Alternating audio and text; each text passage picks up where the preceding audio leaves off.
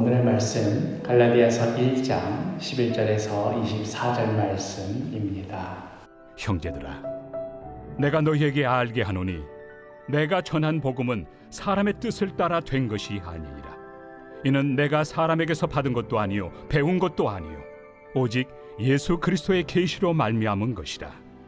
내가 이전에 유대교에 있을 때 행한 일을 너희가 들었거니와 하나님의 교회를 심히 박해하여 멸하고 내가 내 동족 중 여러 영갑조보다 유대교를 지나치게 믿어 내 조상의 전통에 대하여 더욱 열심히 있었으나, 그러나 내 어머니의 태로부터 나를 택정하시고 그의 은혜로 나를 부르시니가 그의 아들을 이방에 전하기 위하여 그를 내 속에 나타내시기를 기뻐하셨을 때 내가 곧 혈육과 의논하지 아니하고 또 나보다 먼저 사도된 자들을 만나려고 예루살렘으로 가지 아니하고 아라비아로 갔다가 다시 다메섹으로 돌아갔노라.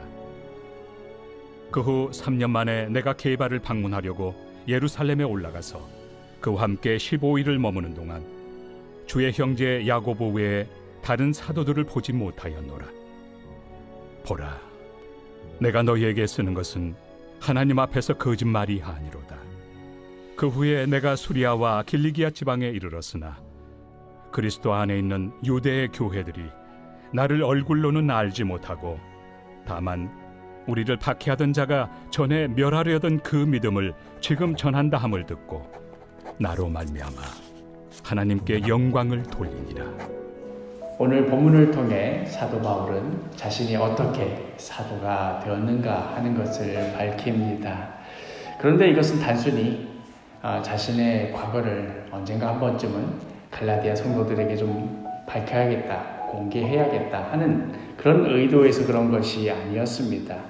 자신이 전하는 복음, 즉 오직 예수, 오직 십자가 복음을 전하는 데 있어서 여러 저항이 있었습니다. 오직 십자가, 오직 예수가 아니라 예수를 믿는 믿음 위에다가 우리의 헌신과 공로가 필요하지 않겠느냐, 율법도 지켜야 하고 할례도 받아야 한다 하는 그런 거짓된 가르침에 현혹되어 있는 갈라디아 성도들에게 그러한 가르침이 왜 거짓된 것인지, 그리고 반대로 자신의 가르침이 왜 참된 것인지 설명하려는 과정 가운데 그 가운데 자신이 어떻게 사도가 되었는지를 지금 밝히고 있는 것입니다. 다른 말로 하자면 지금 바울 자신이 오직 예수, 오직 십자가 복음을 전하고 있는 이유가 이것이 바울 자신이 생각하기에 맞다고 생각해서 그래서 전하는 것 아니고, 아니면 다른 누군가가 그렇게 가르치거나 하고 알려줘서 그러는 것도 아니고, 오직 자신을 부르신 예수 그리스도께서 그렇게 전하라 명하셨기에 그래서 자신은 오직 예수, 오직 십자가 복음을 전하는 것이고, 그렇기에 자신이 원하는 것 때문도 아니고 누군가의 뜻에 따른 것도 아니라 오직 예수님의 뜻과 부르심 때문에 자신이 사도가 된 것이다 하는 것을, 그런 맥락 가운데 오늘 자신이 사도가 된 그 배경을 이야기하고 있는 것입니다. 오늘 본문의 11절과 12절, 형제들아 내가 너희에게 알게 하노니 내가 전한 복음은 사람의 뜻을 따라 된 것이 아니니라. 이는 내가 사람에게서 받은 것도 아니요 배운 것도 아니요 오직 예수 그리스도의 계시로 말미암은 것이라. 그러니까 지금 바울은 이를테면 간증 집회를 하면서 자신의 과거를 보통 간증하시는 분 이제 나오시면 자신의 과거부터 이야기하지 않습니까? 그런 식으로 자신의 과거부터 찬찬히 되돌아보면서 그 간증 시작 부분에 자신의 과거를 이야기하는, 지금 그런 의도가 아니라 오직 예수, 오직 십자가 복음의 정당성과 그 권위를 갈라디아 성도들에게 분명히 하고 확실하게 하기 위해서, 그래서 그것 때문에 자신의 과거도 부끄럽긴 하지만 그럼에도 과감히 드러내는 것이지요. 13절과 14절, 내가 이전에 유대교에 있을 때에 행한 일을 너희가 들었거니와 하나님의 교회를 심히 박해하여 멸하고 내가 내 동족 중 여러 연갑자보다 유대교를 지나치게 믿어 내 조상의 전통에 대하여 더욱 열심히 있었으나. 그러니까 바울의 과거는 율법을 강조하고 할례를 주장하는 거짓 사도들과 오히려 더 가까운 면이 있었던 것입니다. 바울이 어떻게 해서 어떤 과정을 통해서 예수를 믿게 되었다 하더라도 바울의 그 과거를 생각해 볼 때에 율법과 할례를 중시하는 그런 그리스도인이 되었을 가능성이 훨씬 높았습니다. 그러나 그것은 사람의 생각이고 사람의 계획일는지 모릅니다. 그러나 하나님의 뜻과 계획은 전혀 달랐습니다. 15절과 16절. 그러나 내 어머니의 태로부터 나를 택정하시고 그의 은혜로 나를 부르신 이가 그의 아들을 이방에 전하기 위하여 그를 내 속에 나타내시기를 기뻐하셨을 때에 하면서 그 이후의 일들을 이야기하는데요.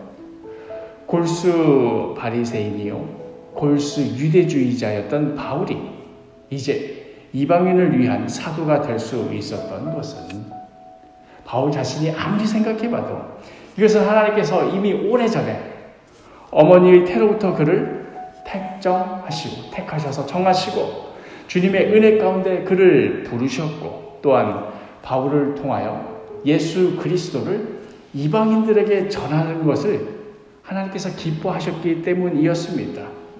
바울 자신의 과거를 생각해보나 바울의 어떤 성향을 생각해보나 그의 출신과 배경을 생각해봐도 이방인과는 완전히 대척점에 있는 이방인을 미워하고 증오하고 그들이 멸망하기를 바라는 그런 유대주의자들의 어떤 골수 집단 거기에 정점에 있던 이 바울이 오히려 이방인에게 나아가는 사도가 되었다는 이 사실 또 율법과 할례를 세상의 모든 것의 중심에 뒀던 이 바리새인 중에 바리새인이었던 바울이 이제는 오직 십자가 오직 은혜만을 전하게 된 이 사건은 전적인 하나님의 은혜가 아니라면 하나님의 전적인 뜻과 계획 가운데 이루어진 일이 아니라면 도저히 설명이 되지 않는 그런 일이다 하는 그런 고백입니다.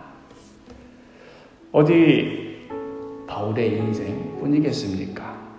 예수 그리스도를 주님으로 고백하는 우리 모든 이가 이미 태초로부터 주님께서 우리를 택정하시고 주의 은혜로 부르시고 또 주의 자녀로 삼기를 기뻐하셨기에 오늘의 우리가 있을 수 있는 것 아니겠습니까?